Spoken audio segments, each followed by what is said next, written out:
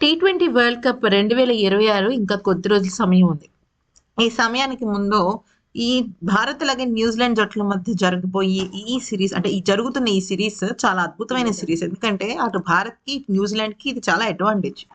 అయితే ఇప్పటి వరకు 3 మ్యాచ్ల్లో ఓడిపోయిన న్యూజిలాండ్ సంగతి నాకు తెలియదు, కానీ భారత జట్టులో ఉన్న ఆటగాళ్ళకి మాత్రం ఇది అద్భుతమైన అవకాశం. కానీ ఆ అవకాశాన్ని కూడా జారవిడుచుకుంటున్నాడు ఇక బ్యాట్స్మెన్ అయిన సంజు శాంసన్. అయితే ఇప్పుడు ఓపెనర్ సంజు శాంసన్ వరుస ఫెయిల్యూర్స్ కారణంగా ఇప్పుడు టీమిండియా మేనేజ్మెంట్ ఏం చెయ్యాలి, సంజు శాంసన్ ఉంచాలా టీ20 వరల్డ్ కప్ కి, లేకపోతే తీసేసి శ్రేయస్ అయ్యర్ని పెట్టాలా అనే విషయం పైన తర్జన భర్జన పడుతుంది. అయితే మరి ఈ గండ నుంచి ఎక్కేందుకు సంజు శాంసన్ ప్రాక్టీస్ లో ఏం చేస్తున్నాడని చూస్తే చాలా పెద్ద విషయం దాగుంది. ఏంటంటే 2 ఏళ్ల తర్వాత జట్టులోకి వచ్చిన ఇషాన్ కిషన్ వరద బారిస్తున్నాడు. అలాగే సూర్య బాగా ఫామ్ లోకి వచ్చాడు, కానీ సంజు మాత్రం రావటం లేదు. అయితే ఈ క్రమంలో ఏం జరుగుతుందంటే సంజు తన ఫామ్ ను ఆత్మవిశ్వాసాన్ని తిరిగి పొందడానికి కేవలం ఒకే ఒక మంచి ఇన్నింగ్స్ కి దూరంగా ఉన్నాడు అంటూ ప్రెస్ కాన్ఫరెన్స్ లో బౌలింగ్ కోచ్ మార్ని మోర్కల్ ఆసక్తికరమైన వ్యాఖ్యలు చేశాడు. వరల్డ్ కప్ కోసం సంసిద్ధమవుతున్న తరుణంలో ఆటగాళ్లు సరైన సమయంలో తమ అత్యుత్తమ ప్రదర్శన చేయడం ముఖ్యం.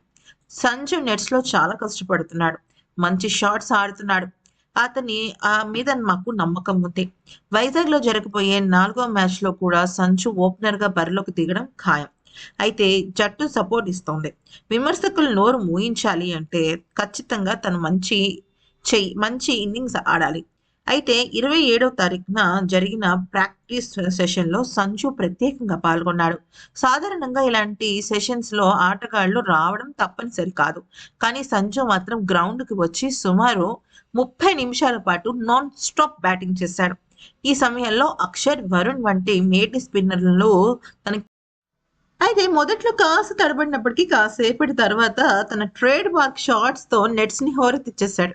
ఈ ప్రాక్టీస్ సెషన్ అతనికి ఎంతవరకు ఉపయోగపడుతుందంటే చాలా ఉపయోగపడుతుంది అంటున్నారు బౌలింగ్, బ్యాటింగ్ అలాగే ఫీల్డింగ్ కోచ్లు. విశాఖపట్నంలోని doctor YS Rajasekhar Reddy stadium batting కు అనుకూలమైనది. ఇక్కడ బంతి బ్యాటింగ్ నేరుగా వస్తుంది కాబట్టి సంజు లాంటి స్ట్రోక్ ప్లేయర్ కు ఇది అద్భుతమైన అవకాశం. వరల్డ్ కప్ లో రోహిత్ శర్మ స్థానాన్ని భర్తీ చేయగల సమర్థుడు సంజునే అని భావిస్తున్న గంభీర్ మరియు ఇతర కోచ్లు తనకి మరిన్ని అవకాశాలు ఇవ్వాలని నిర్ణయించుకున్నారు.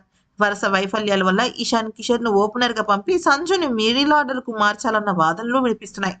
కానీ జట్టులో మాత్రం సంజు ఫిక్స్. ముఖ్యంగా వరల్డ్ కప్ రేస్ లో అయితే తను పక్కకి వెళ్లే అవకాశమే లేదు. కాకపోతే ఇంక మరి తను చాలా అధ్వానంగా ఆడుతుంటే మాత్రం తన స్థానంలో ఏమైనా శ్రేయస్ అయ్యర్ వస్తాడేమో తెలియదు.